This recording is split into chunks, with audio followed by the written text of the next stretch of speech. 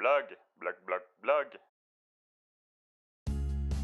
À l'heure des réseaux et d'Internet, les archivistes du 21e siècle peaufinent leurs techniques pour archiver au mieux les pages web. Le réseau Internet génère quotidiennement une boulimie de fichiers et de pages. Il y a une diversité de contenus disponibles sur le cyberespace. Le blog est l'un de ces médiums largement répandus sur le net. Lieu de partage et de témoignage, le blog est un espace de mémoire. De ce fait, il est un document intéressant à préserver. Alors, comment l'archiviste s'y prendra-t-il pour conserver un cybercarnet? Le site Parole de blogueuse propose des façons de faire.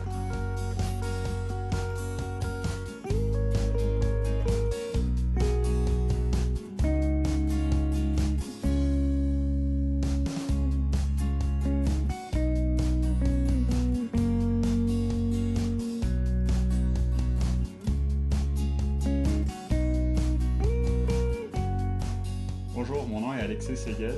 Je suis étudiant à l'UQAM en gestion des documents et des archives. Je suis l'un des 3 créateurs du site d'archivage Parole de blogueuse. Dans le cadre d'un cours portant sur les archives, notre professeur nous a demandé, à mes camarades et moi-même, de lui proposer une formule pour archiver des blogs. C'est ainsi que le site Parole de blogueuse a vu le jour. Ce site est le résultat concret de notre travail. Sous le thème de la femme, il archive les billets de 8 blogueuses québécoises. Notre projet s'inspire du site Capturing Women's Voice on the Web de l'Université Harvard. Notre travail a été de définir notre sujet, de poser des règles pour la préservation de nos documents et de présenter le cadre législatif auquel est soumis pareille démarche.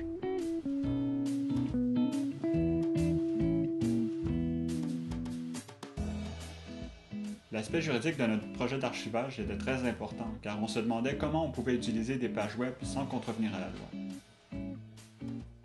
La loi qui protège la propriété intellectuelle des œuvres au Canada est la loi C-42 sur le droit d'auteur. Voyons quelques notions simples de cette loi pour bien nous situer. La loi sur le droit d'auteur considère quelques notions capitales. Ainsi, la loi sur le droit d'auteur s'applique à un objet qu'elle appelle l'œuvre. L'œuvre est créée par une personne qui est l'auteur. Enfin, la loi protège l'œuvre pendant un certain temps, ce qu'elle nomme la durée des droits. La loi sur le droit d'auteur accorde au créateur des droits exclusifs. Entre autres, il a le droit de reproduire son œuvre, il a le droit de présenter son œuvre en public et il a le droit de communiquer l'œuvre au public par télécommunication. En fait, la loi ne mentionne rien de précis à propos de la gestion du droit d'auteur sur Internet. Par contre, elle fait une précision très importante. Elle mentionne que l'auteur a le droit de communiquer une œuvre au public par télécommunication. Et c'est cette précision qui vient s'appliquer pour la circulation des œuvres sur Internet. Si je compose une chanson et que je la mets sur Internet, elle est automatiquement protégée par le droit d'auteur. Sur ce point, la loi est précise. Dès qu'une œuvre originale est enregistrée et sauvegardée sous forme de dossier numérique, elle est, du coup, protégée par le droit d'auteur. Toutes ces remarques visent à vous montrer que les blogs qu'on a utilisés sont protégés par le droit d'auteur.